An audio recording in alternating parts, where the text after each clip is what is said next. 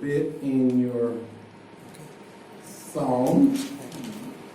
Now, what was your assignment? You remember that? I thought you forgot that yourself. Yes, actually you supposed to ask yesterday. Somehow you got it. How you got that idea again? We talk about, now let's sort of review where we are up to this point. The first thing we did, first of all, we talked about a method by which if we sit down in order to preach or teach a song, I suggested a method a step-by-step method. Remember that? Yeah. How we can go from exegesis to exposition. Now we're moving to exposition, but we're still in the portion of this sermon prep that deal with exegesis. Yeah. Exegesis is what you get out of the text. And here's what happens is that you got to be careful of eisegesis. Right? And so what we've done is we brought things to the text, right? And we think that it says this and it says that, but really it's not really what it says. And I told you to remember, excuse me, that a text can never mean what it never meant. Remember that? Okay? A text can never mean what it never meant. In other words, if it never meant that ever to the hearers or to the speaker, it cannot mean that now in 2019. And so here's what we did. He said, we suggested a methodology. And when you sit down and you open up your Bible to a psalm, the first thing you do is what? Read 123 Psalm. Yeah. When you turn into a psalm, what's step number 1? Define the what type of. Yes. Define the type. Remember that? Yes. Okay. And then if you're preparing a sermon, not only do you define the type, do you then discern the structure? What kind of structure, what kind of shape does this psalm have? And we also talked about how those shape of psalms can either be by, for example, like the lament psalm. Yes. It has different parts to it, doesn't it? A petition, cry to God, a vow of praise, right?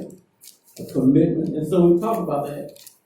But another way you can sort of discern the structure of psalm is to go from large units of material to smaller units.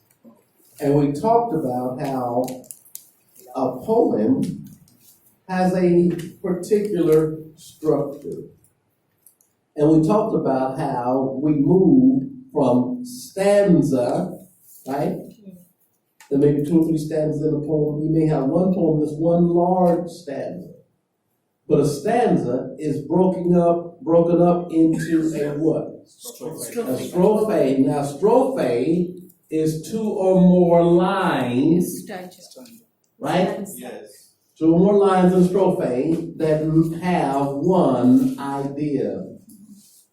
And we reminded you that if an idea changes as you read, that's probably a pretty good indication that there's a change in the strophe. For example, you may have verses 1, 2, and 3 of a psalm that talks about trusting. But then in verse 4, 5, and 6, it may start talking about his enemies. Then in verse 7, 8, and 9, it may talk about his commitment to praise God. Now you see how the ideas change? Yes. And when you see that change, that's a pretty good indication that the strophe has changed. But then if you move from stanza to strophe, then you move from strophe to verses, right? Okay? And there may be a couple of verses, but a strophe is 2 or more verses that make up one idea. You with me? So first thing we do is we determine the type, define the type. Second thing we do is we discern the structure. The third thing we do is what? Describe the occasion. Yes, describe the occasion.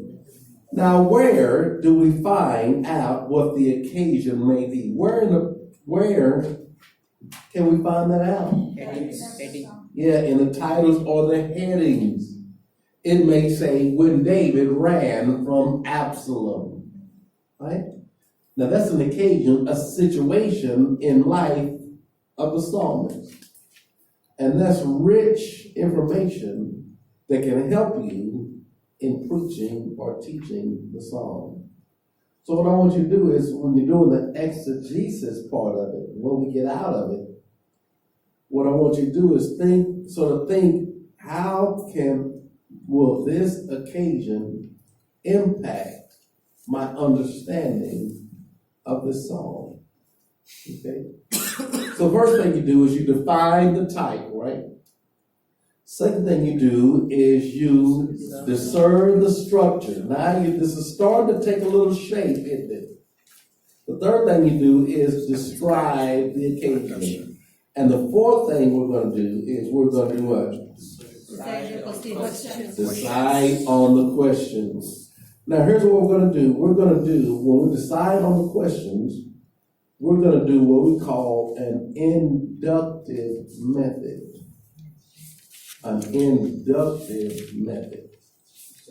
Now we have 2 types of methods by how we study the Bible. Deductive.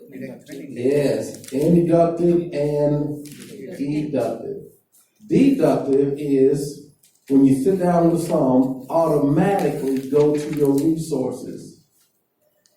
So if you're dealing with Psalm 25, you say, okay, I'm going to read Psalm 25, and before you read it, before you look at it, before you do any study, you go pick up a commentary from John MacArthur or somebody else, and let them tell you what that means.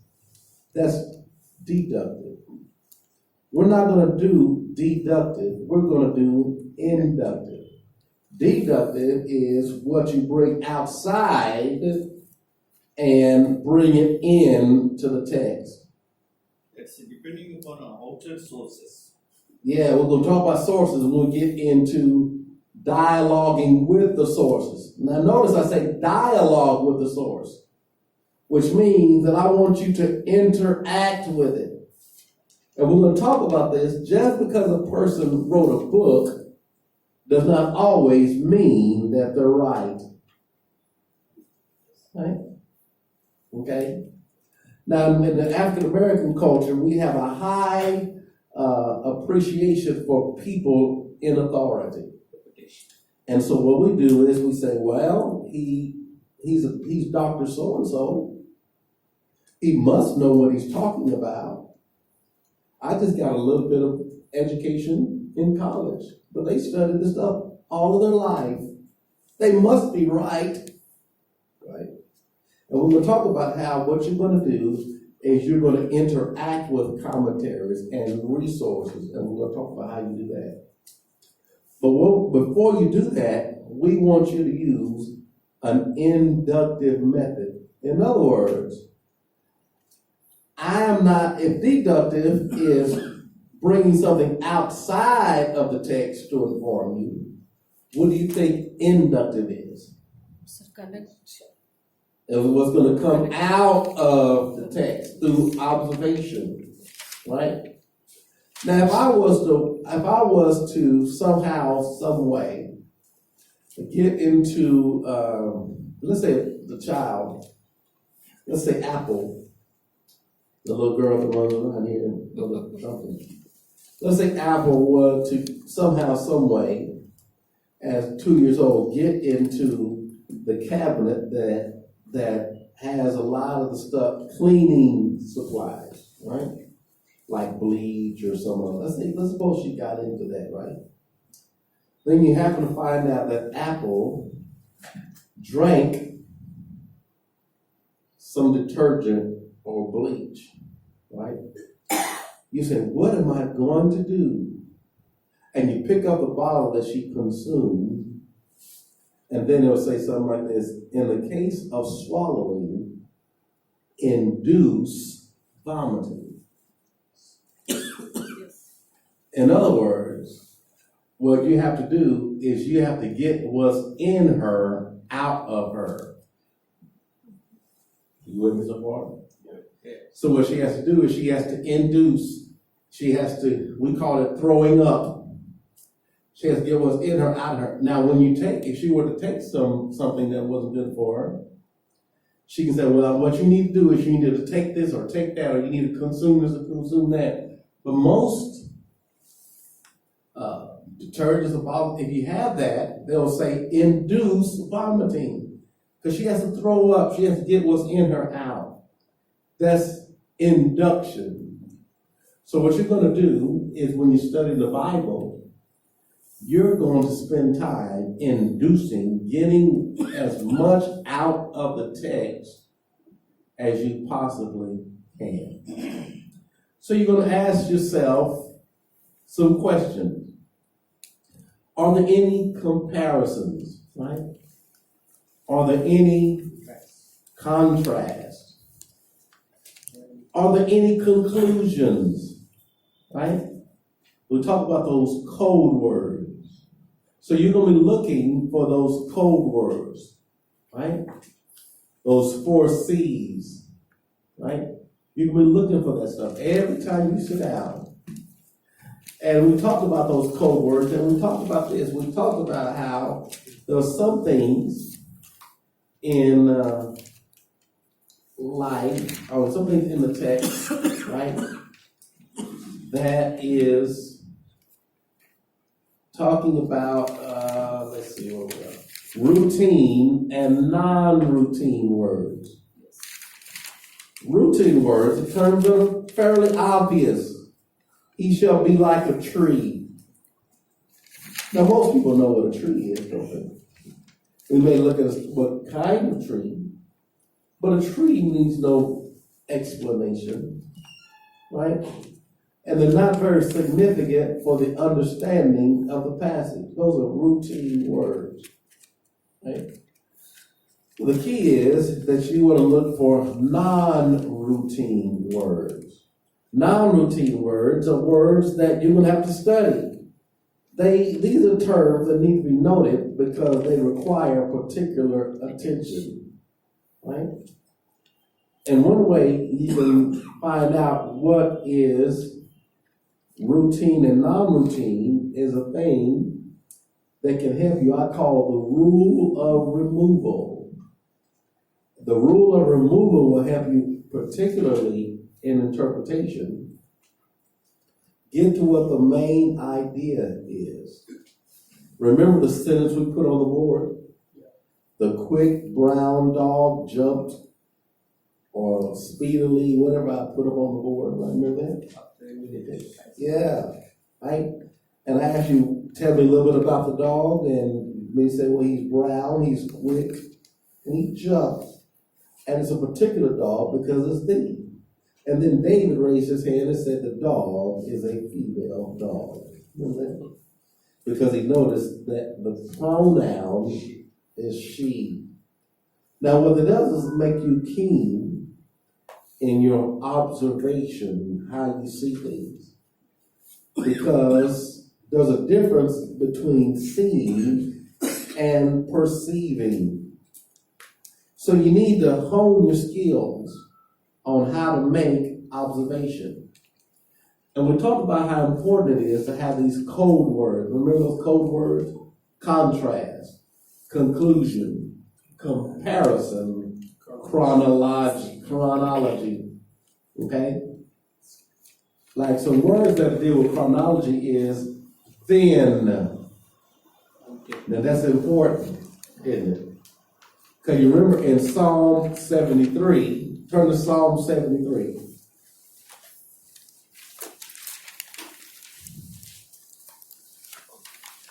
Psalm 73, let's look at there's a chronology that's gonna be very, very important. 17. Psalm 73, let's look at, 73. yeah, 73. 7:3. Remember, we read this about a fellow by the name of Asaph. Remember that? Okay. And Psalm 73. 17? 7-3. Yeah, that was 17. I think. Oh, you have to go what verse you want to look at? Yeah. Yeah, 17. Very good. All right, look what it says in verse 17. Now remember, in the first part of Psalm 73, Asaph is complaining about all the stuff he's seeing, because he's seeing the problem of the righteous, and he's seeing the prosperity of the wicked. Okay? And he's trying to make sense of it, and then here's what he says. Until I came into the sanctuary of God, and then look at that insertion of this word. Then I perceived therein.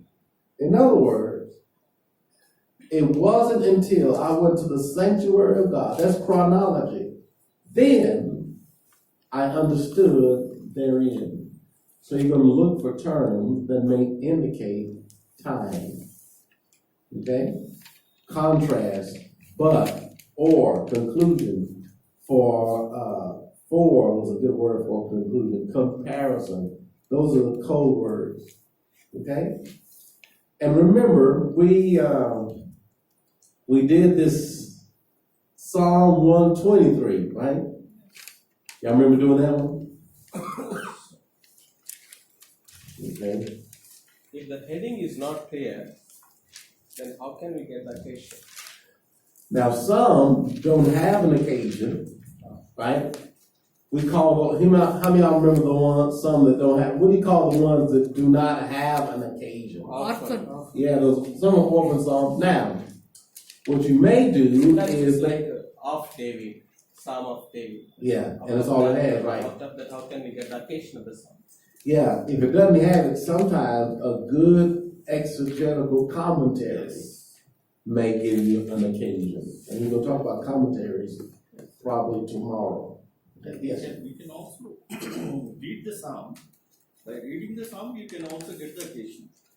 Depending upon the content, Yeah. content also give the occasion. Okay, yeah. So now you can read some content, right? Okay. Any other comments about occasion?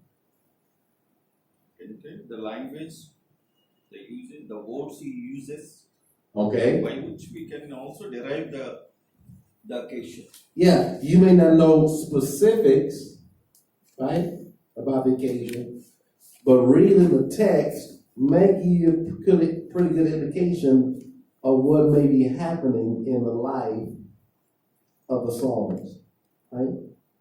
So then we talked about how important it is to observe terms. There are some terms that are literal. Then there are some terms that are figurative, right? You have to identify those, right? For example, when you turn to Psalm 123, there are some language that is figurative. You remember that? Oh, sorry. Thank you.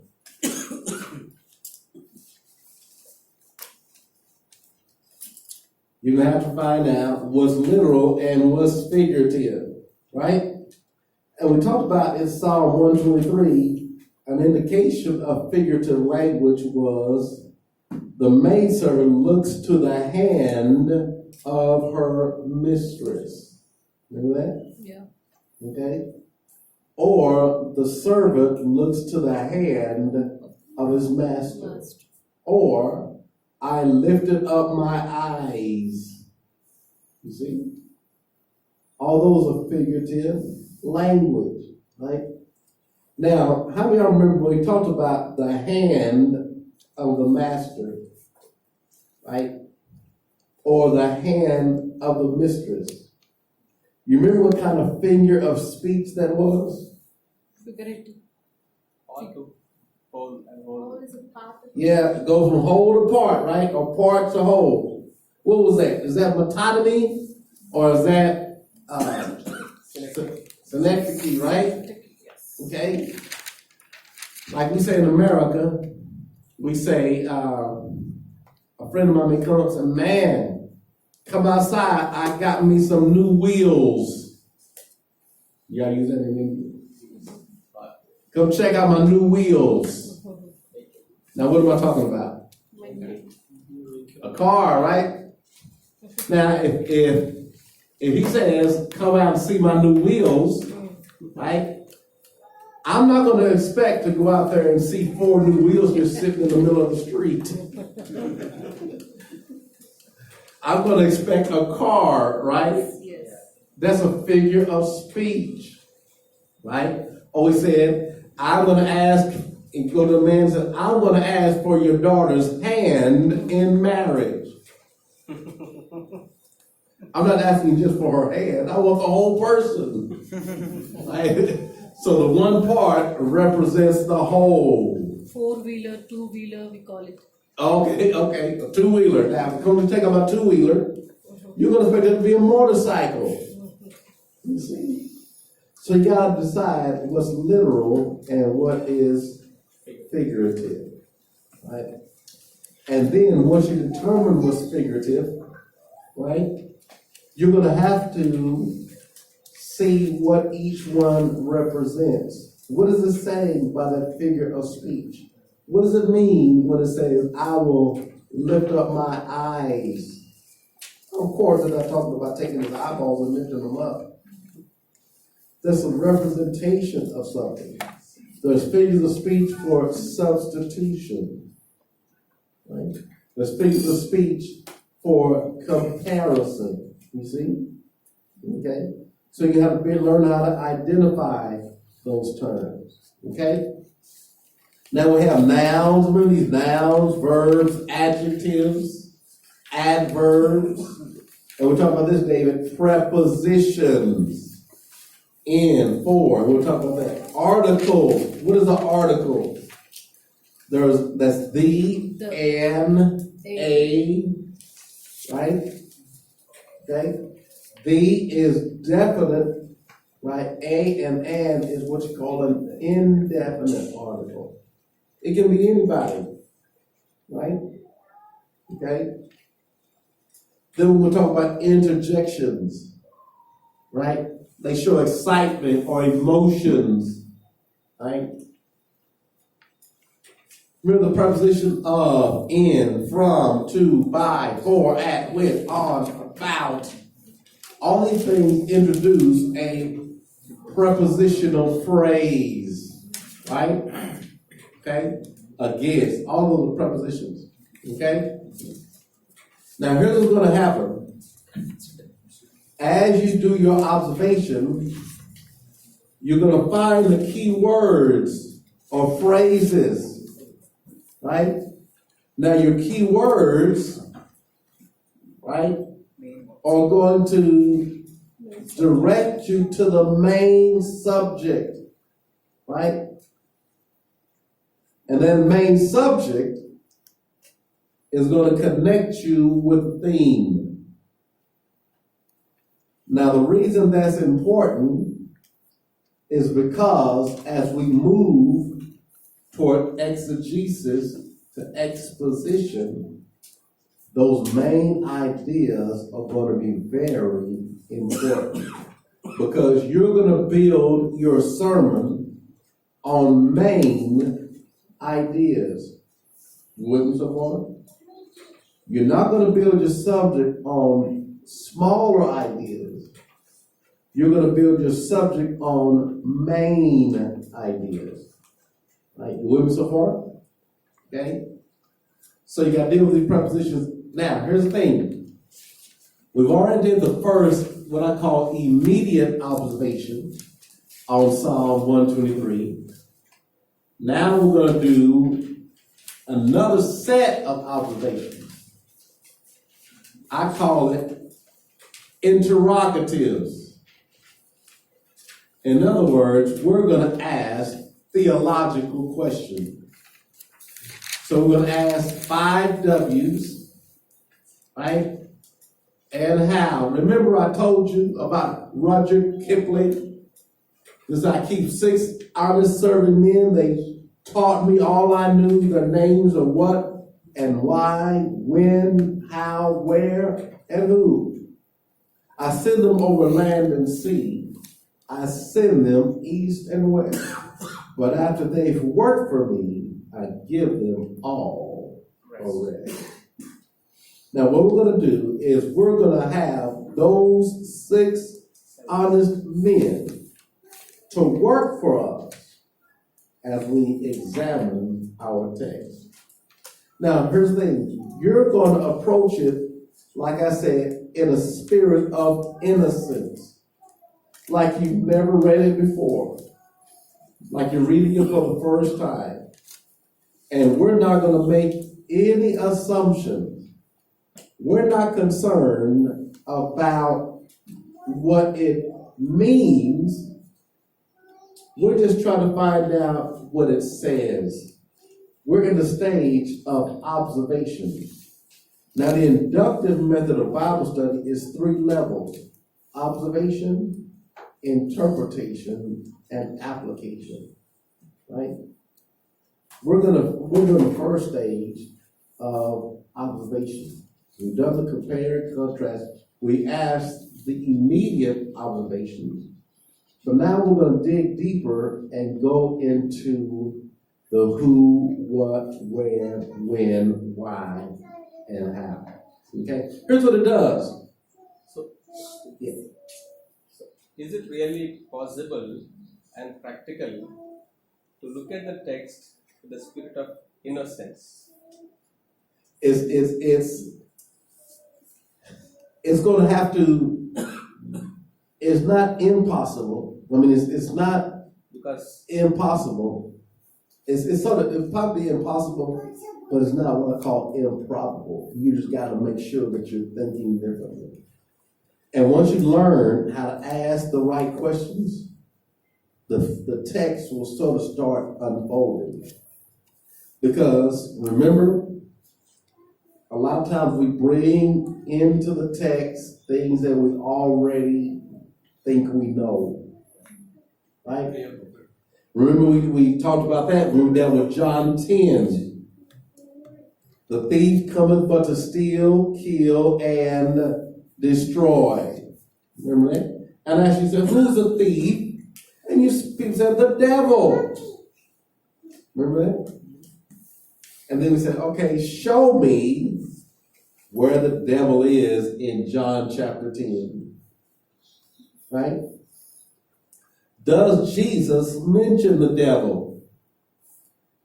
And we read through, starting at verse 1, or really in chapter 9, at the end of chapter 9, all the way to chapter 10, around verse 9, verse 10. And you know what we discovered? The devil is nowhere mentioned.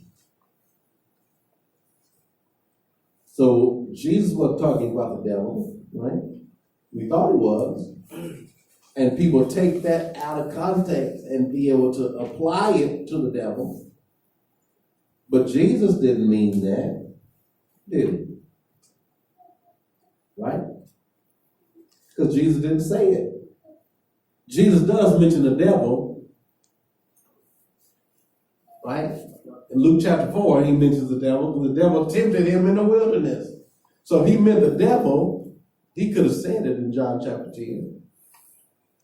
In Luke chapter 10, he mentions the devil. He mentions Satan, doesn't he? When the disciples, the 70, have come back with joy and say this, even the demons are subject to us. And Jesus says, I saw Satan fall as lightning. So Jesus does know how to mention Satan. Matter of fact, when he's talking with Peter, and Jesus tells Peter all the things that's going to happen to him. And Peter, he said, I got to go I'm going to go being judged. He said, I'm going to be crucified and I'm going to die. Peter said, not so, Lord. That's not going to happen, not under my watch, is it? And you know what Jesus said? Get thee behind me. So there are times when he mentions Satan, but he doesn't do it in John chapter 10. So what we got to do, we got to find out. So what this does, these interrogatives, start sort of shaping the text. And you're not going to assume anything. Then we're going to talk about how important it is to, once we do our research, right? Text driven. Yes, it's going to be text driven. Right? Okay? So a lot of times we misunderstand, because a lot of times, because see, here's the thing that's different. With you guys that have studied a while, there's some things you already know about the text. You probably studied passages before. But so I'll give you a little bit of leniency, right? But there's some things you're going to know, right? You don't have to ask questions about what is the temple or what is the tabernacle, because you study. But somebody that's fresh to reading the Bible for the first time, they would probably have more questions than you. But for the sake of our discussion, I'm going to ask you just to act like you've never seen it before. Okay? So what it's going to do is going to force you to slow down. Right? Remember we talked about those readings about through the Bible in a year? Right? And if you were to ask somebody, like you said, I'm going through the Bible in a year. I've read John chapter 1 through all the way to chapter 5, and I worked Genesis chapter 3 all the way to Genesis chapter 6. So, by the way, lady, what did you tell me what that's about? So you would have to ask me that. Right? I'd much rather you spend your time meditating on a small passage, right, and understanding it than reading a whole book of the Bible with no understanding. Solomon said, in all thy getting, get an understanding, right? And here's what also to do. It'll engage your heart and mind in the text. You see, ladies and gentlemen, there's a difference between an explorer and a tourist. Right? Now, this is my first time in India, and first time in Vizag, and Sukumar was taking me through the town, stuff like that. I was just a tourist, right? And I'm just looking at, oh, that's the university right there. He said, oh, that's the church right there, right? Oh, that is the business office right there, or that is whatever, right? That's the restaurant right there. But if I was an explorer, right, I probably would just say that is the school. I'd probably go in there. I'd visit some buildings. Where's your medical building? Where's the library to the university? Right? I look at the paintings and the murals.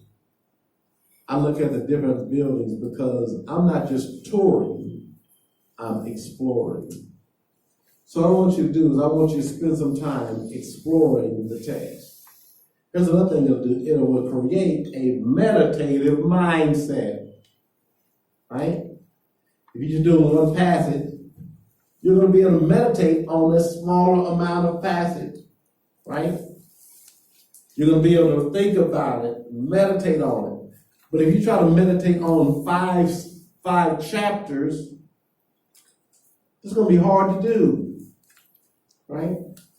So here we'll do the 5 W's and 8. The who, what, where, when, why, and how. So let me ask the question. Who? Who's speaking? Who's mentioned in the verse? To whom is he speaking? Who is writing? Who's the author? Right? Those are who questions. Now, here's the thing. You may come up with more than what I've listed. I just gave you a general outline of these questions. Secondly, not only are you going to ask the who questions, you're also going to ask the what questions. Right? What is the author doing? What may be going on in the text? What you said, David? What may be going on in the text? What is the main subject? What are the circumstances? What is the historical and cultural setting? Those are general questions, right? And because there's a distance culturally, right, you're going to have to do a study of that culture, right? Now, I can't automatically think that the Bible, what's written in the Bible, is the same as what goes on in America, right? I can't even assume that across culture, right? I can't assume that what happens in India happens in the West, right? Like y'all say two-wheeler or four-wheeler, right? Now, if you say, come out and check out my two-wheeler, in America, a two-wheeler is a dirt bike. We don't use dirt bikes in the city. We use dirt bikes in the mountains and on hills, and we're going through mud, and we're going through all the stuff. That's what a two-wheeler is. Now, if you say four-wheeler in America, that's not a car. Yeah, a four-wheeler is like a tractor. We go mudding in it, right? Right? People that go hunting, they use a four-wheeler to get out into the farm or get out into the area, right? But you don't use a four-wheeler in the city. You use a car. You see? Now, that's just the cultural difference in 2019, right? Even in America, there's different. Even in America, the ones that are born and raised in America have cultural differences. I told my class the other day at Southwestern Baptist Seminary, I said, let me explain to you that even in America, there can be cultural differences, right? I said, in most of my students, I had no students, black students. I had an Indian student. The name was Emmanuel Pandu. As a matter of fact, he is from Hyderabad, right? But everybody else, I had two being Korean, and everybody else was white, right? So I said, even in America, there's cultural differences between blacks and whites. I said, let me, matter of fact, right? I'm sure another cultural difference, even between America and India. They say, oh, we made you a burger today, right? When I'm thinking of burger, I'm thinking a big old slab of beef with lettuce and tomato and pickles and mustard. Gee, that's not a burger here. Yeah. So difference. But here's what I told my students. I asked my white students, I said, how many of you have ever had an African-American professor? They said, never. I said, let me give an example of cultural differences. I said, if you say, Dr. Fuller, he said, we want you to come over this weekend. We're having a barbecue. Right? I said, what does that mean in your culture when you're having a barbecue? They said, oh, we're going to grill some hot dogs or some sausage or some hamburger patties and stuff like that. But you know what, ladies and gentlemen? When you say barbecue to a black man, if you say come over for some barbecue, and I come over your house and all you have is hot dogs and chips and drink and punch, I'm gonna be upset. Because if anybody that's black and say, we're having a barbecue, right?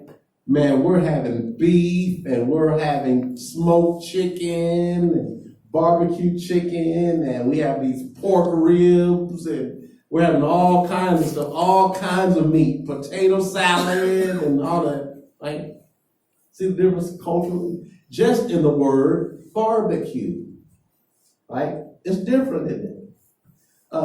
When I was at FISAC, there's a guy that took us out to dinner, a single man named Anthony.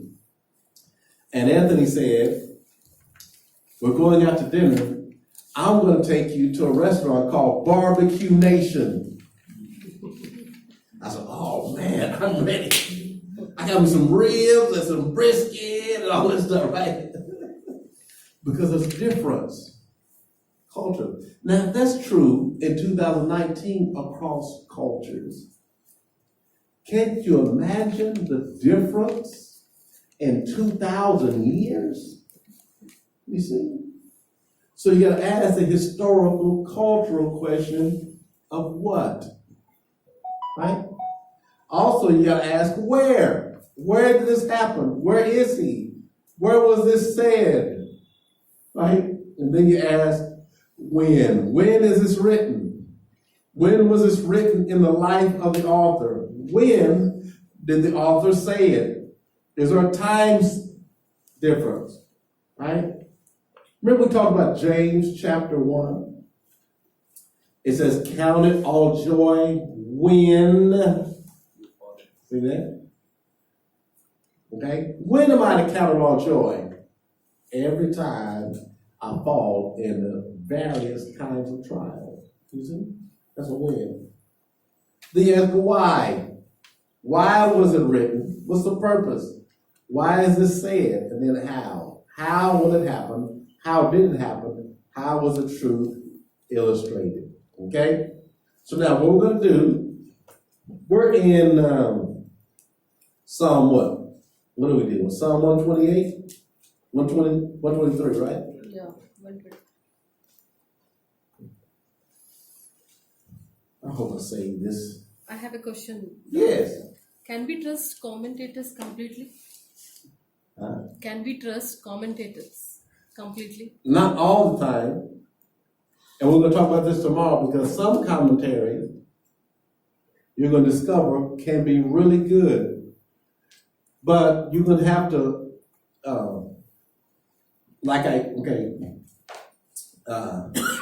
I love, in America, I'm different than most people in America. Because when I eat fish, I like to eat fish with the bones. Most Americans don't do that, right?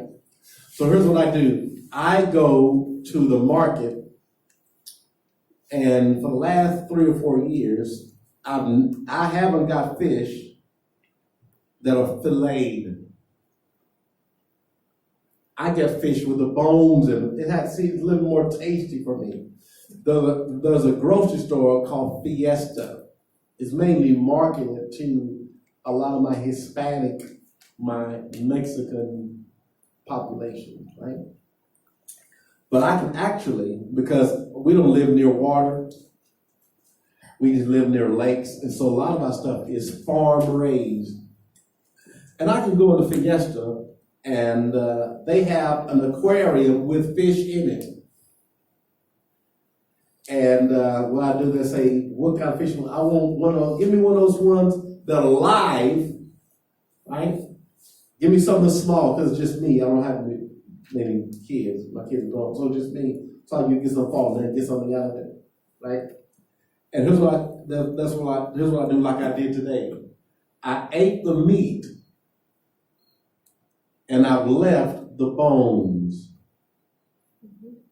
I put the bones to the side. You're going to have to find out that it's probably what you're going to do with a lot of commentaries. You're going to have to take the fish and leave the bones. And the reason I say that is because everybody that comments on the Bible does not believe the Bible. It's amazing, isn't it? But Super Bowl, remember we were writing, when we wrote to Khammam, there's a guy that's going to SMU, the guy that was writing with us, that's going to the States to go to school. He's going to Southern Methodist University, right? Yeah. Southern Methodist University. Yeah. And would you believe that there is a guy in Southern Methodist University that teaches theology that doesn't like Jesus?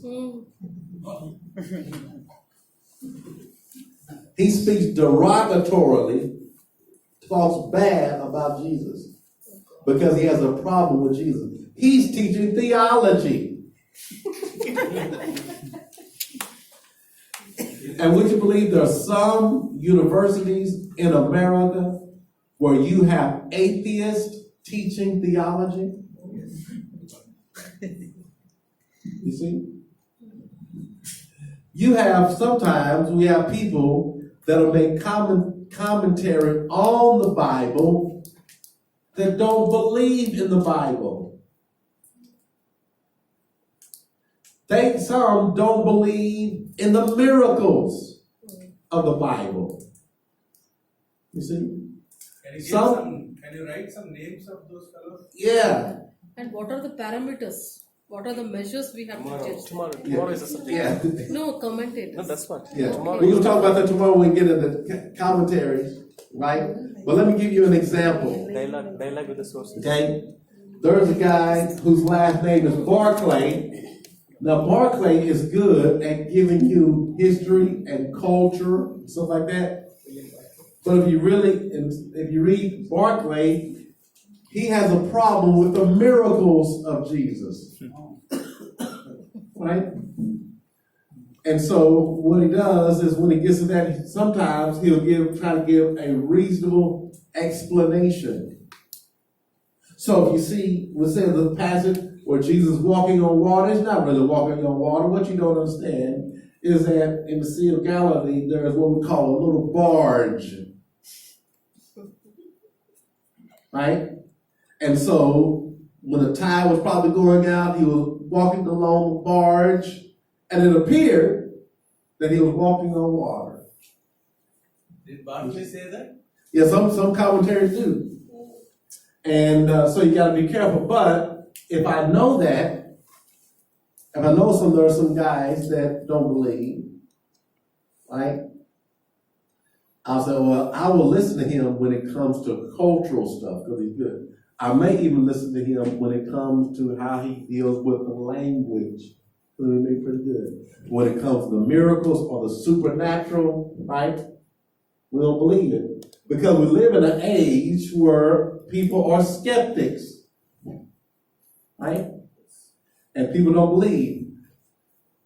Back in Southern Baptist life, in the late 70s, early 80s, there was a commentary series, you can probably get it even today, called the Broadman Bible Commentary. If you look at the book of the commentary on Genesis, the guy that contributed to that commentary was saying that Genesis chapter 1 all the way to Genesis chapter 11 is a myth. The creation story is a myth. You see? Then we had what we call the conservative resurgence. In other words, people that believe the infallibility, the inerrancy of Scripture took over the Southern Baptist institutions and got rid of that commentary. It was produced by Baptist Press. Right? We got rid of it, right? And got rid of those professors that didn't believe the Bible, right? So you look at commentaries, and we're going to tell you, we're going to give you some parameters on how to know what a good commentary is. how do you check out a planner's authorship? Who are good publishers that publish conservative biblical material? So we'll look at that. Okay, so we'll answer that tomorrow. We'll talk about dialoguing with the sources. Okay, so remind me to make sure that we get to that. Okay, so you got to be careful, right? Okay, with commentaries. Before we get to commentaries, we got to ask interrogative questions. So turn your Bible to Psalm 123. We're just dealing with one text. That's all we've been dealing with. Psalm 123. Not the copy. Oh, you got it? Yeah. Oh man, thanks. Should I distribute it now? Let me see, what time is it? Hold on, let me see if we get to it. Because I want them to think through something. That's one out of the commentary, right? Sorry? That's the one you copied from the commentary? Yeah, we'll do that. We'll do that a little bit later. Because if I give it to them now, they'll cheat. And so I'm looking at the commentary. I want them to think through this stuff without the use of somebody's comments. Okay? So let's look at Psalm 123.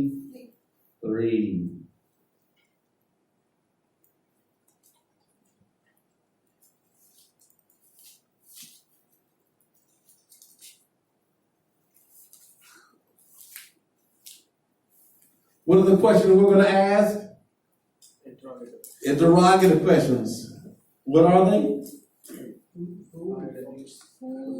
Who, what, why, when, how. Okay, good. Now, I need to give you also a sheet. You already got the observation worksheet, right?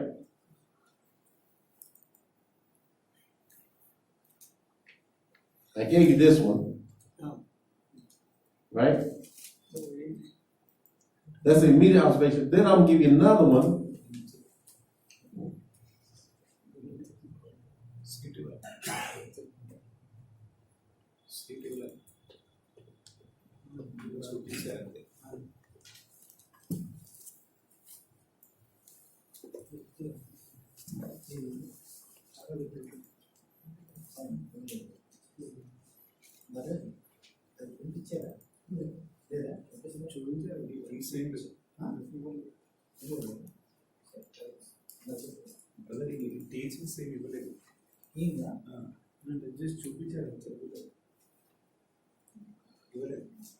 I'm telling you something else. Hold on just a second.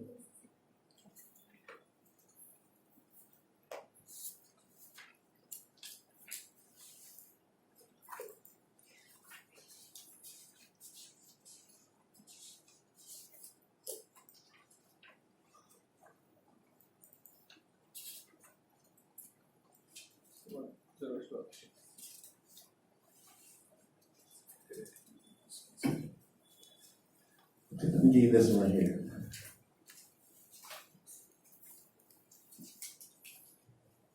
Research question worksheet. Okay? The who. Right? Now, remember, in this psalm, we have divided it, right? I think we did this yesterday. We divided it into two, right? Verses 1 and 2, and verses 3 and 4, right? That is our diagram. We've already discerned the structure. So verse 1 and 2, verse 3 and 4. Now, eventually what we're going to do is we're going to find a subject or main idea in each one of those. Right? But we're going to ask questions of it. Right? Now here's what's going to happen. We're going to look at verse 1 and 2. Now when we get to a commentary, first thing we're going to look at is after we compare the commentary, we say, this commentary discerns the same structure that I did. It separates it into verses 1 and 2. it separates it into verse 3 and 4. And these are, oh, okay, I'm thinking along the right track. Right? Okay?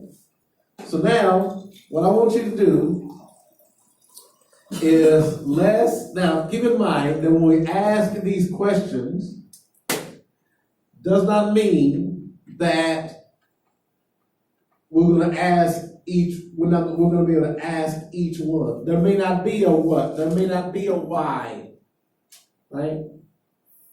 So don't get frustrated. Say, well, I don't have a why here, I don't have a what, right? This is just a guide, right, to how to sort of understand it. You with me? Okay? So now, since we broke it up into verses 1 and 2, what I want to do is just concentrate on verse 1 and 2. Don't go to verse 3 and 4 yet. Just concentrate on 1 and 2. Right? Now, okay?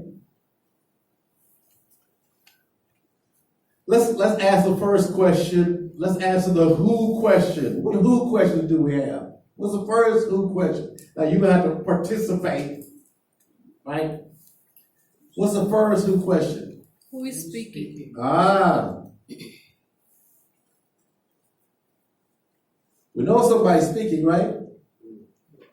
Or who is the author? Is that a question? Yes. Right? Any other who questions? To whom? To whom is it?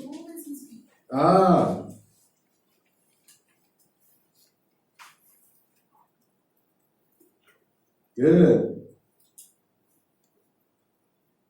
In verse 1 and 2.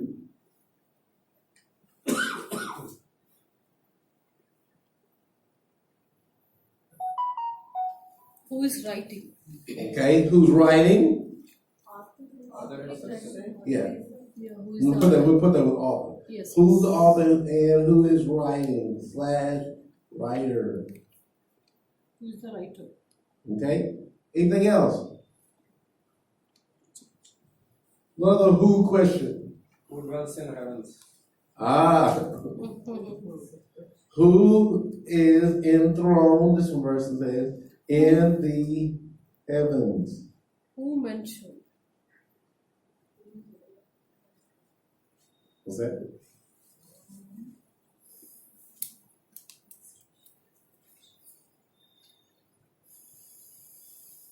Who is mentioned in the verse? Okay?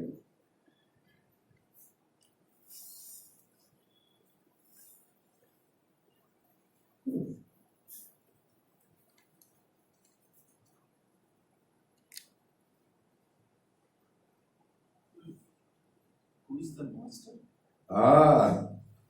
Good.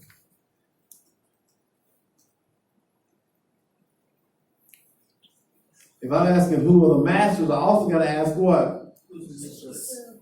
Servants. Maid servant. Who are the servants also?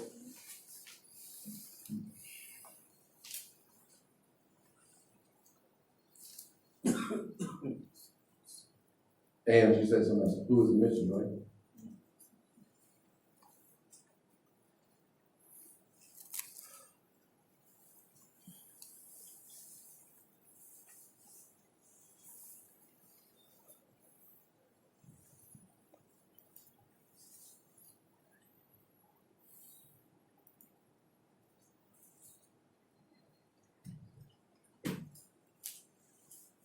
Anybody else? Any other who's?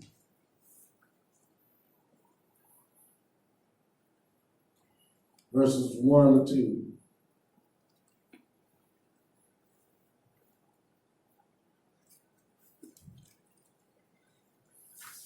What about who is the Lord?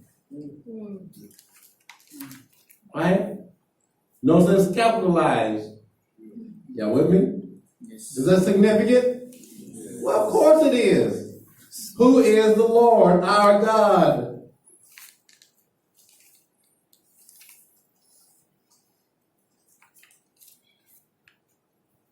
Any other questions? So whom I look at Okay, I think we got that. Yeah, to whom is he speaking? No, to whom I get. Okay, Can we do? Can we do? yeah.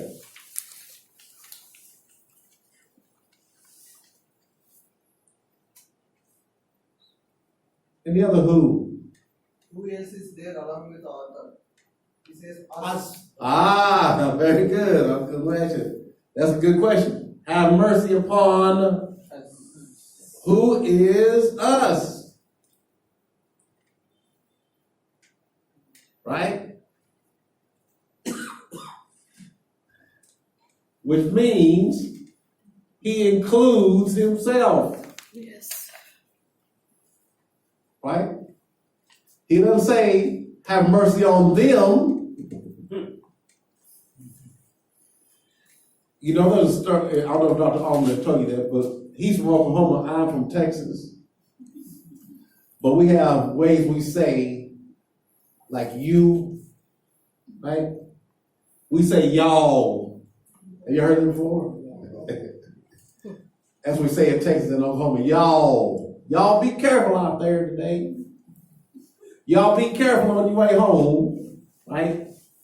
And here's what's happened in America. You know the passage, and then that we have people that we call that are self-righteous, right? And in the book of Romans, the Bible says, all have sinned and come short of the glory of God. Here's what people in Texas say that are self-righteous is, y'all have sinned and come short of the glory of God. Right? It's this plural, it's you. But he doesn't say y'all, have mercy on y'all. He said, have mercy on us. The question is, who is the us? Now let me let you on a little secret. If I were to give this to you as a homework assignment, I would ask you to come up with at least 50 observations. 50, 5-0. And you'll just say, man, there's no way I can come up with 50. Here's what I did one time. I said, here's what I want y'all to do. I told my class, he said, I want you to come back with 50 observations. They came back that next Monday evening. They turned it in, and I said, okay, good job. I said, now, I'm going to give these papers back to you, and I want you to come up with 50 more.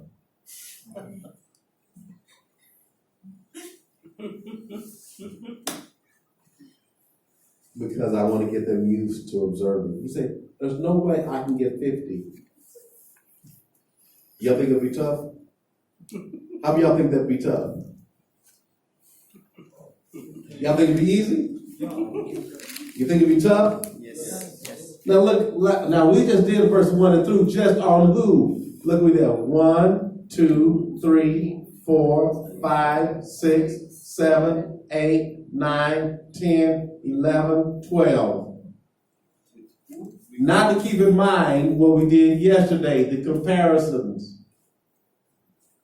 So we at least have 25 already. And we're in just verse 1 and 2. And we haven't got to the what, when, where, when, and how yet. You see?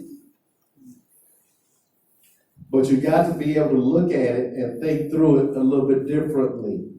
You got to train your mind to think through it, right? I think we can write one more. Yeah. And to you, who is you?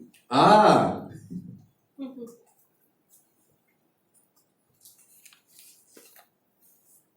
Okay? And by the way, we're also just into interrogatives. We got another step.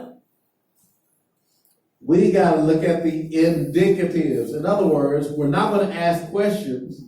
We're just then going to shift to making statements.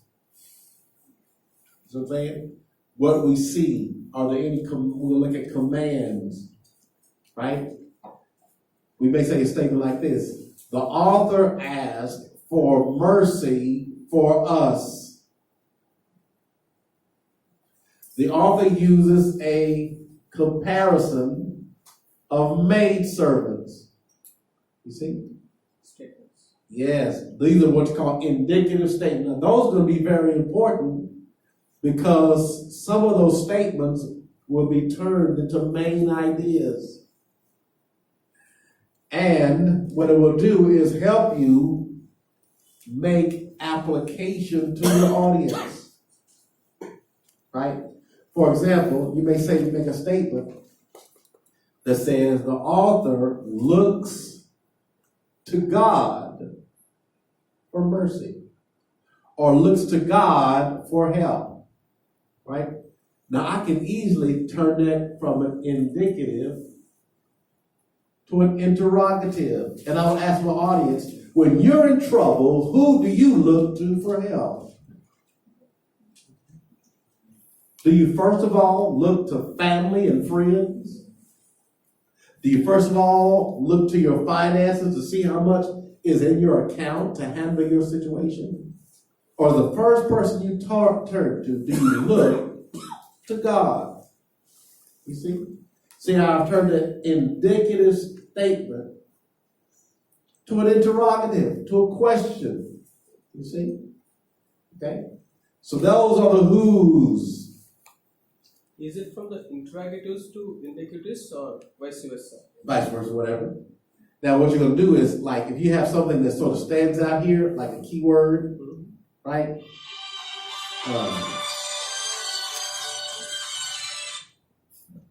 Like what you do is you're going to look at a keyword, right? Call from heaven. What you're going to do is you're going to look at a keyword, Too early. and as you make a statement, you're going to, when you get into a point, because here's the thing, you're going to keep these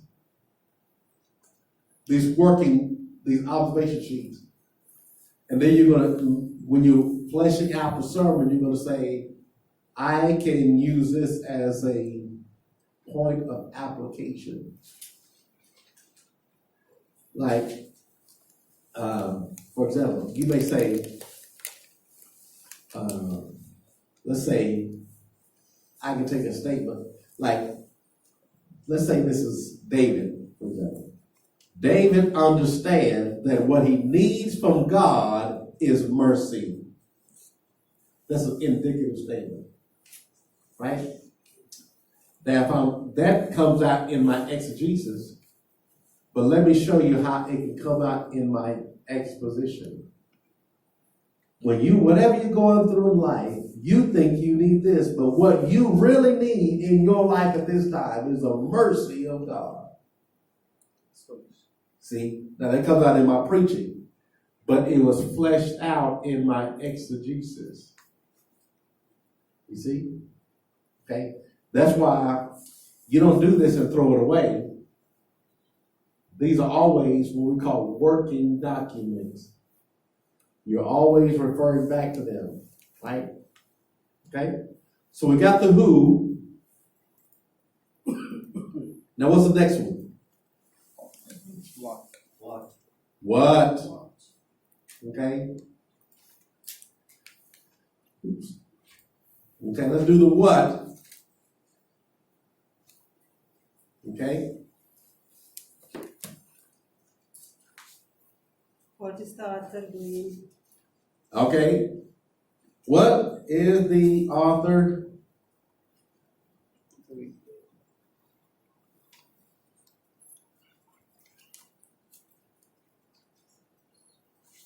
Okay. Any other words? What may be going on the text? Ah, good.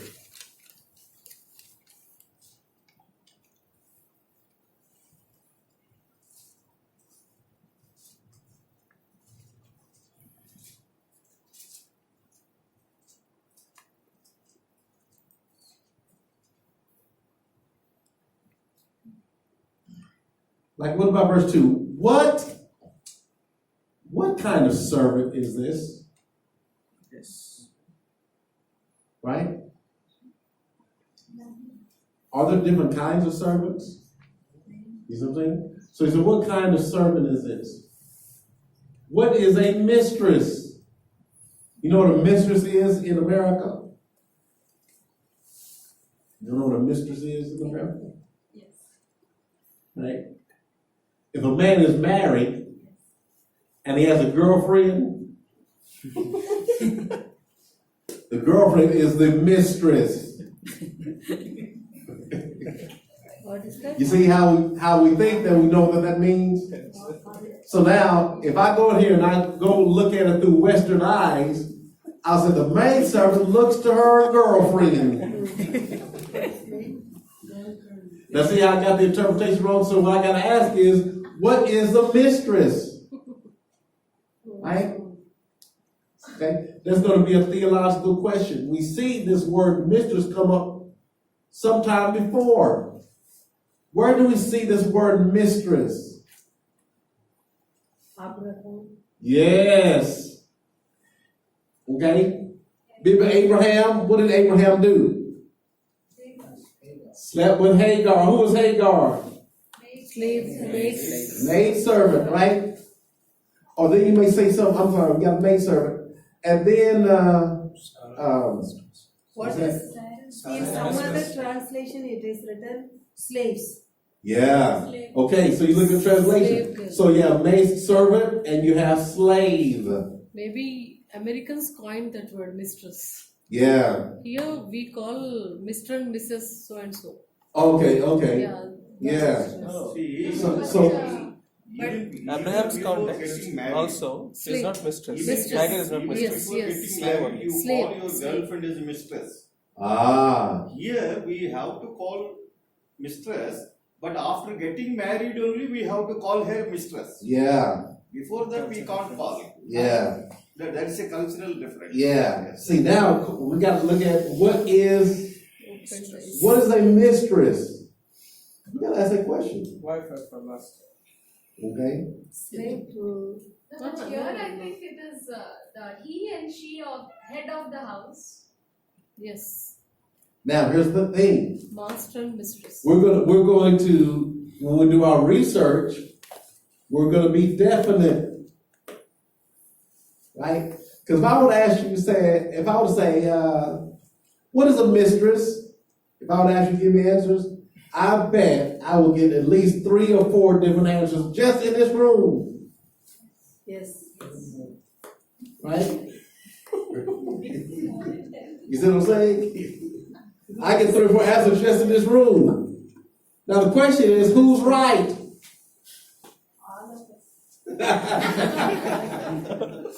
So now, right? Maybe different. Context, right?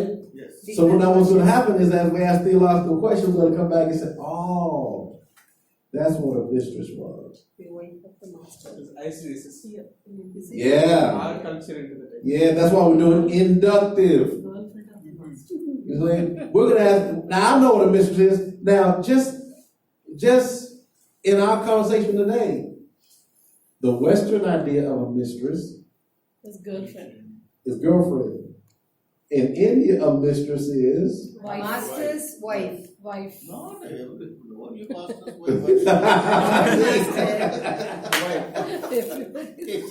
If she is a wife, she is a mistress.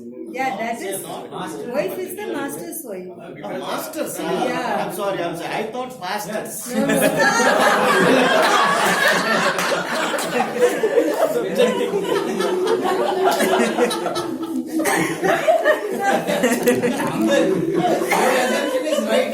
No, servant. What is a servant? What is a mistress? What relationship does a mistress have with her married servant?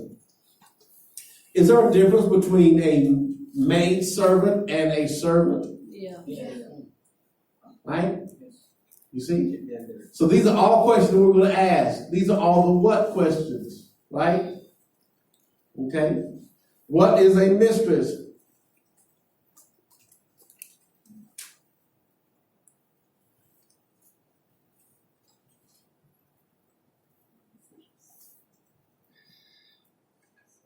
Some people say that some interpretations are slave.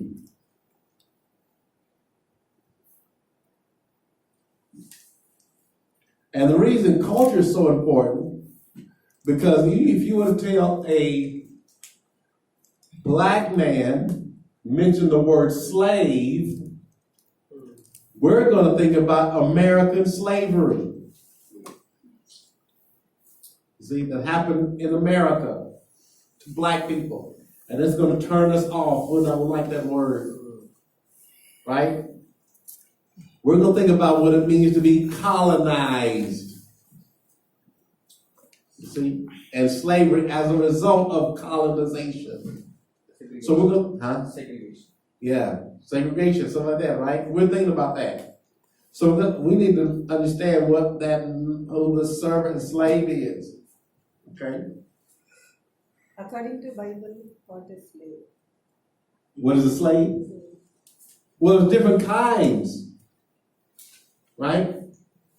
Old Testament, there's a Hebrew slave, then there's a slave, a foreigner that's a slave. There's what you call like an indentured servant, right?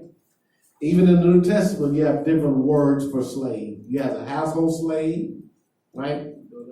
Yeah, doulos, right? You have different kinds of slaves. So I'm going to ask is, what kind of servant is this? Because slavery was different right then than it is particularly in America, right? Because you could transact business as a slave. Slaves were responsible for money transactions, right? Servants were responsible for that. They had a trade. They were responsible for transacting business. Do you remember the story that Jesus told about a man who went on into a far country, right, to get a kingdom for himself? And he says this, and he called his slaves to them. One he gave the talents to, remember that? Right? Yeah. Gave one, then two, then five, right? That's money. That's a good amount of money, right? So slavery was different. So the reason we ask ourselves a question, what is a slave? Because we gotta make sure that we understand what a slave was not in 1800 in America, but how was a slave then? You see? Okay. So, and the question is, what's the relationship between the servant and the master? That's a what question? See?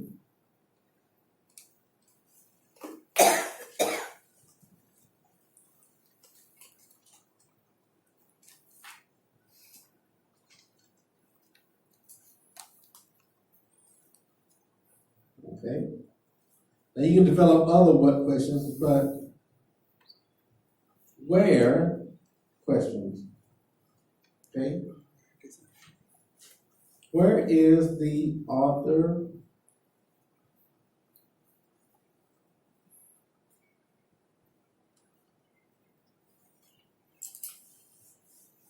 Oh, wait, another what question?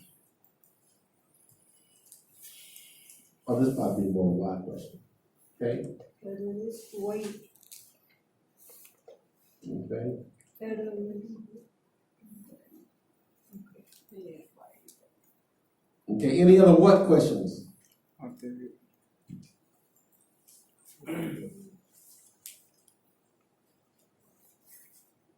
What does it mean to look at the hand? Ah, good.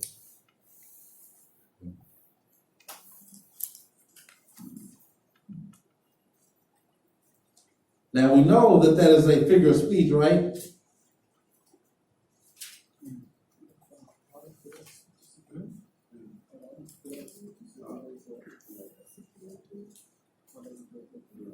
Right?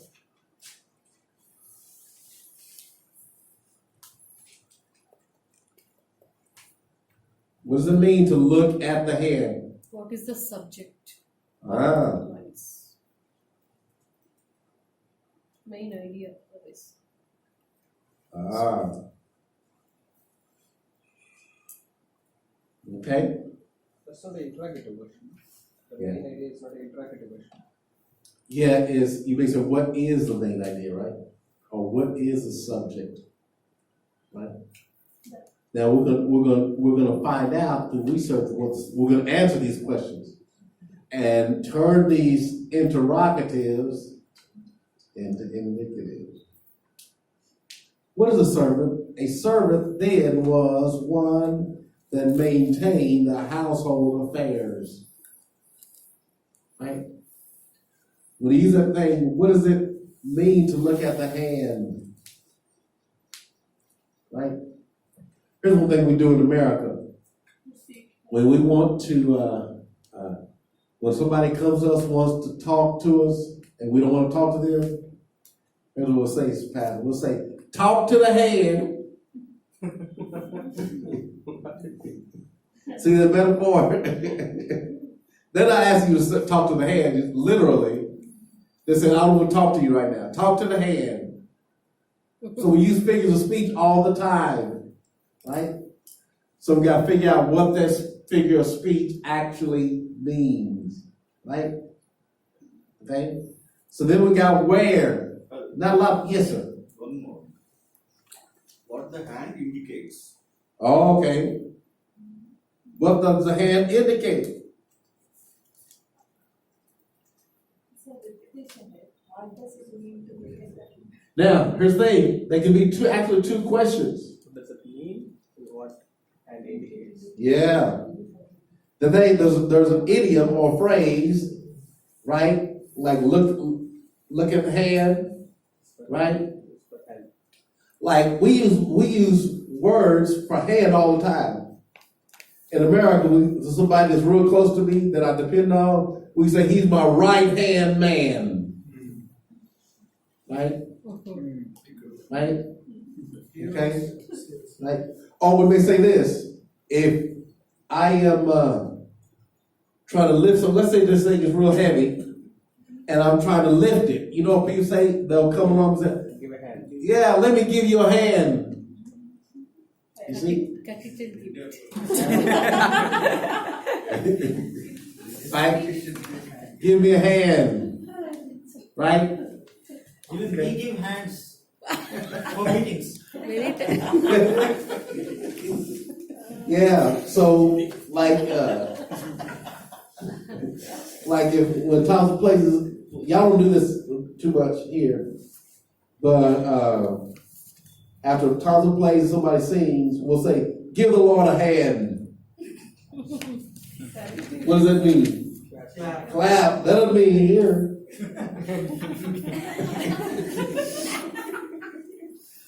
You see what I'm saying?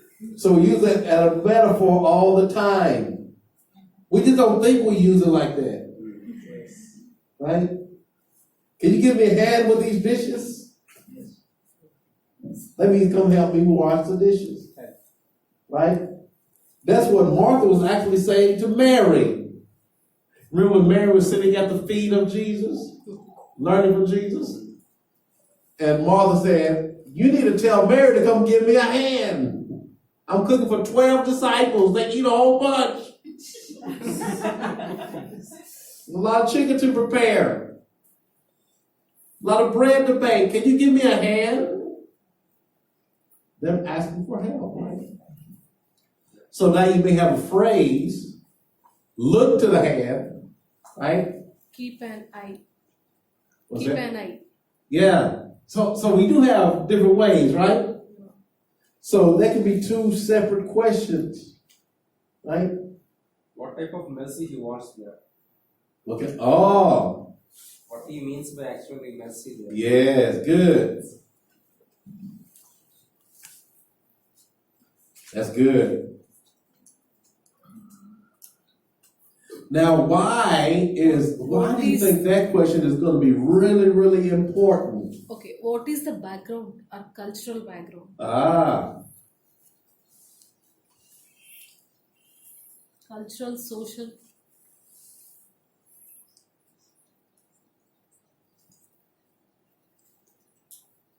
Now, this question of mercy, what does he mean by mercy? Right? Why do you think why is that going to be important for us to answer? We talked about yesterday. Why is it going to be important? That's load bearing. What's that? It's a load bearing verb. It's a load-bearing wall, right? But what is that? Theme. Huh? Main theme, right? Ah. Because if I realize that this idea of mercy seems to be the main idea of this whole psalm, I gotta make sure that I have it right. Right, Dave? Yes. If this is the main idea, I have to make sure that what I'm saying is correct. You see? Because I don't want to miss it on the main idea. Okay? So we have this thing about, now we have the where, let's get the where. Let's go to the why. Are there any why questions? Why is the author writing this? Why is he asking for mercy? You see? Why is comparing with this? Made. Yeah. Why does he use those comparisons? Right? Why is he looking for mercy? Yeah, why is he looking for mercy? Why does he shift from I to us? You see?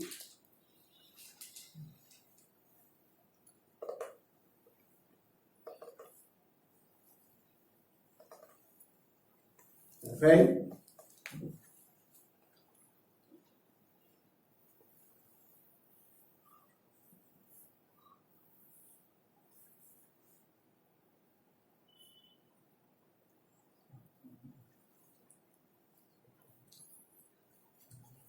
Now, I already have 35 observations on just verses 1 and 2. Right? And I didn't include the other whys I had. I'm just spitting them out. How is that? Yeah, we said what, where, When? why. When is it? Yeah, we got to do when. Right? Is there any when? Now, here's the thing. Now let's jump ahead and go to verses 3 and 4. Where I got mercy, where I got Lord, where I got this idea of mercy. Right? What is contempt? See that? Yeah. Right? What is soul? What is scorn? Right? Those are what questions? Right? Okay. What is mercy? What is mercy upon us? We're going to solve the same question because it's repetition in it. Okay? Okay. What about who? Who wants mercy? Who are the recipients? What's that? Who are the recipients? No. Who is proud? Who are those Who's the proud? What do you say about? who have Who are the ones at ease? What does that mean? What is he? Yeah, what is at ease? Who wants mercy? Who wants his mercy? What does it mean to be at ease? Right? Okay. Who are the proud? Whose soul is here? Yeah, whose soul is he talking about? Talking about, yes. Our soul. He speaks for everybody. Right? How can a whole bunch of people have one soul? It's singular, isn't it? Yeah. It doesn't say our souls have had enough. Our soul. How could you have a plural pronoun and a singular noun? Here we have to refer the other versions. Yeah, we can look. What you may say. Let's turn it into a question. What do other versions say, or what are other translations?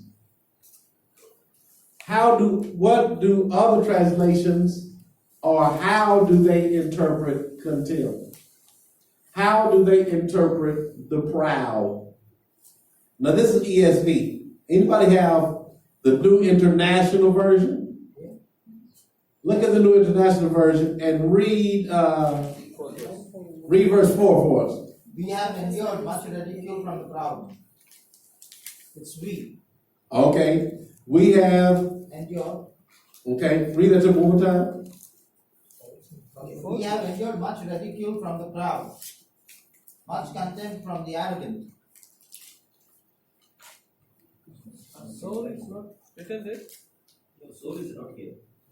Ah, There is no soul there. yeah. No, soul is not there. Only So body and the spirit. body is waste. So body. Okay, so now it's saying, this says, our soul has had more than enough. It says, we have endured much. They translate, this scorn is translated Direct statements. ridicule. In KJV it is written, our soul is exceedingly filled with scorn of those who are at ease. Ah, Exceedingly filled with scorn. okay. So this says exceedingly filled with scorn. And these souls went on vacation. We have. Right? So see, now NIV says this. That may be either translation. By the way, let's talk, have y'all get a chance to talk about different translations? Y'all talked about that before? Let me tell you about different translations. Write it down somewhere in the margin. There are three major translations, really two major translations. One is really not a translation at all. The first translation, right, we call it a word-for-word translation or a literal translation. That is KJV. Yeah, KJV, King James. ESV, New American Standard, Here in New King James Version. here in Can you repeat Andhra Pradesh, King James. some of the churches they don't accept other versions except KJV. Yeah, some people, we call them in America, King James only churches. Right? That means that they think the only version that's inspired is the King James. Right? Other churches. Can you repeat the verse? Which is the best one, brother? Yeah. Yes, word to word. We call it a Okay. literal Yes, translation. NASB, New American Standard. Yeah. According to him. So yeah, ESV, NASB. King James Version, New American Standard, right? New King James Version, right? We call those word for word translations. Now here's what happens.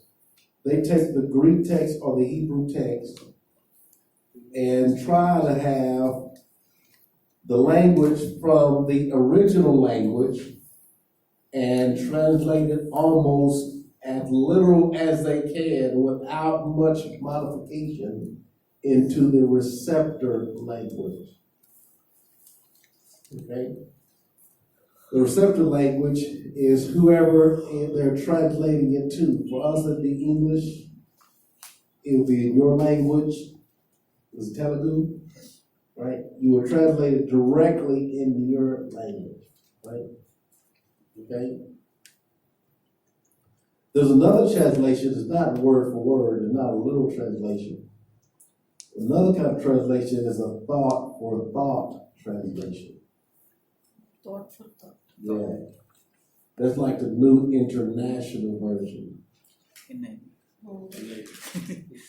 New International Version. Right? Now, New International Version is trying to say, now, keep in mind, every translation is an interpretation. No, which is the direct translation from Hebrew?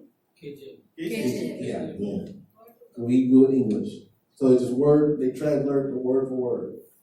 And when they do a little translation, a little bit of interpretation, when they try to move an idea over, they have to massage, we gotta massage a little bit to make it,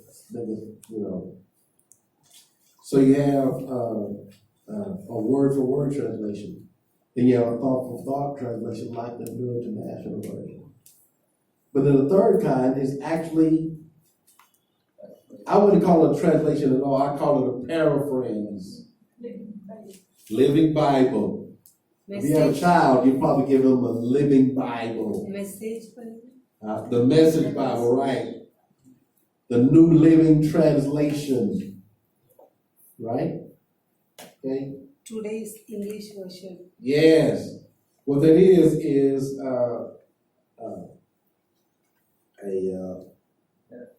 trying to just basically give an idea of what it's talking about and translate it into the contemporary language. Now let me give you some wording that you probably hear. When you talk about a word for word translation, you're talking about what we call a formal equivalent. A formal equivalent.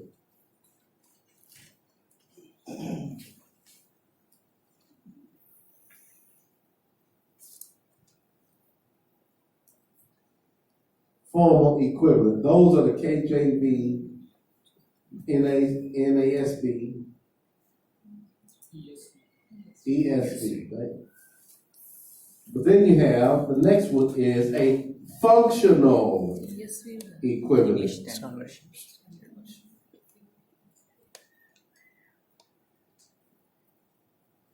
The famous one is the NIV. Then you have a paraphrase.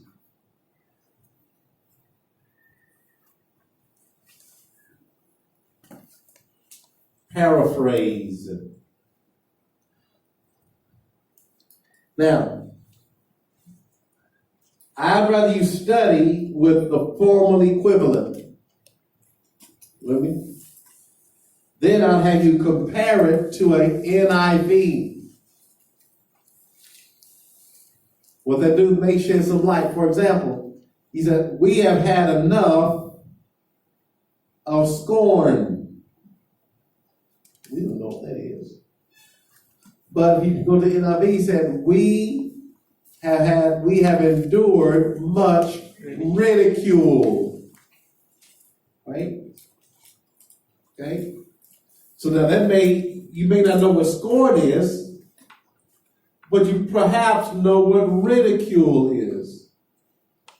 Right? Now the reason you ask that question of ridicule, you really have to go back. That's a cultural word that's going to be very significant. Because we have different societies in the world. In America, our society is guilt-based. We want you to feel guilty, right? But outside of the West and in many societies, it's not a guilt-based society. It's a shame-based society.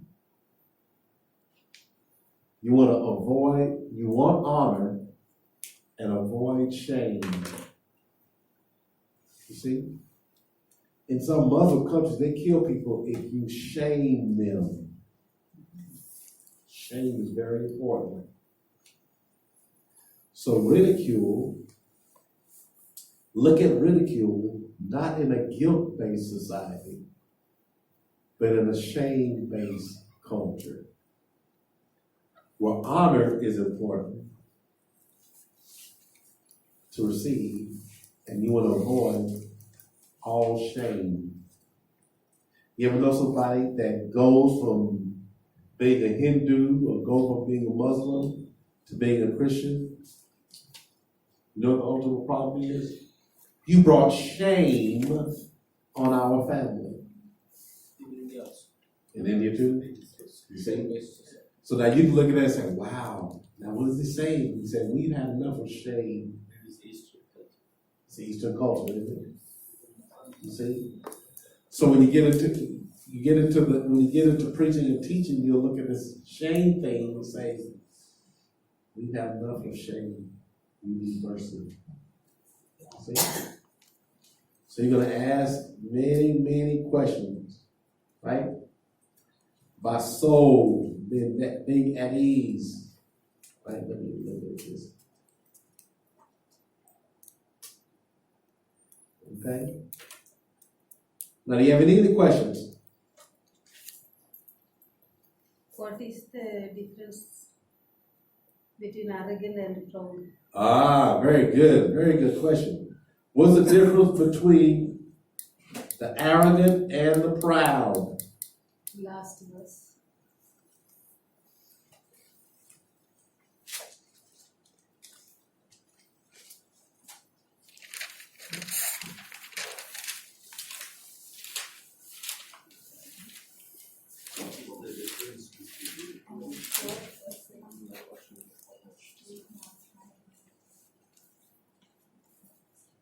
What about your version says?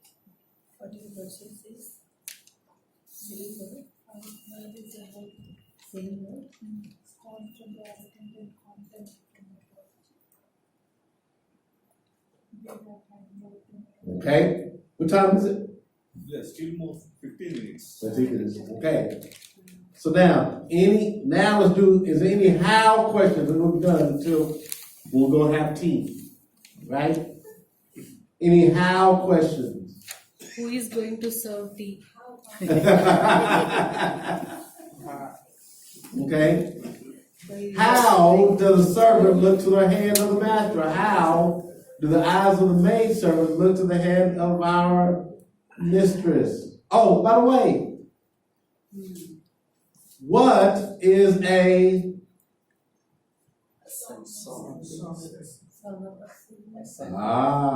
you said that? Yeah. What is the song of ascent? How we miss that what question? What is the purpose of writing? All right? What is the purpose of writing? Question. How was a song of ascent used? What's that? How was the song of ascent used? Okay. Was the song of ascent individual or was it community? Yeah. How was it used in worship? See the how?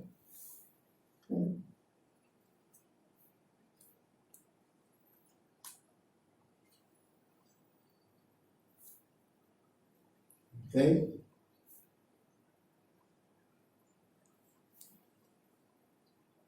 Oh, that's, yeah, I'm sorry about this. Let's,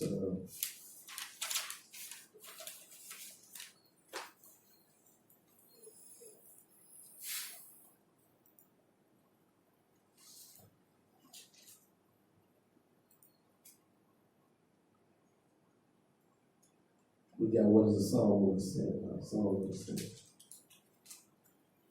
How was the song?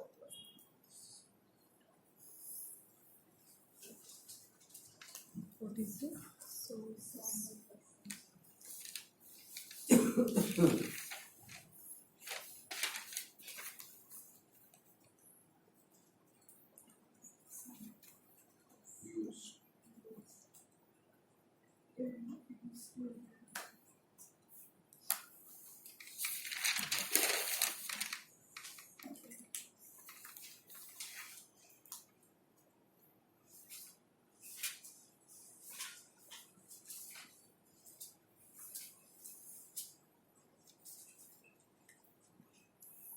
Who are at ease? That's what the question. Who question, right?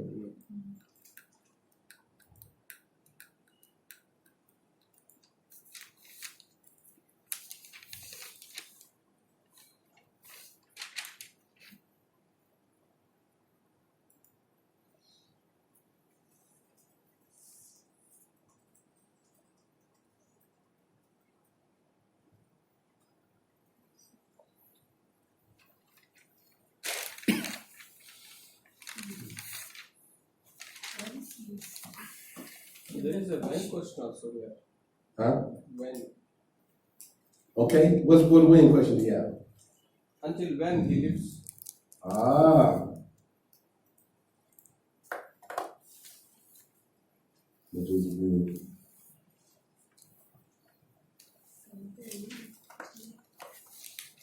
Until when? How far he is looking? Can we say that? Where? How far he is looking for the master? How long? Okay. Until he looks for the Till master? he shows us his mercy. No, he's asking question. Because we skipped bit. There's no when here. Yeah. Already you are preaching. Now, that is a word that deals with chronology, deals with time. Right? Okay?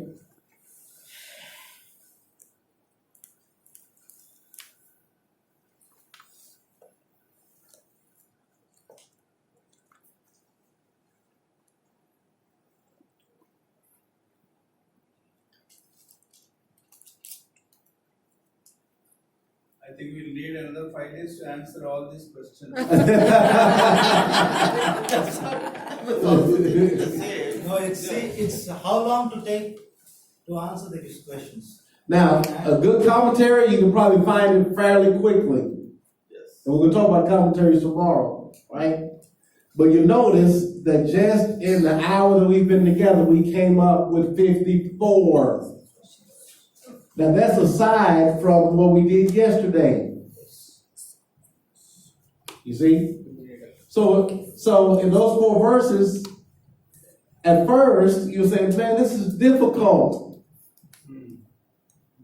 But look what happens, you came up with 54. And if I were to look at the if I were to look at the one we did yesterday,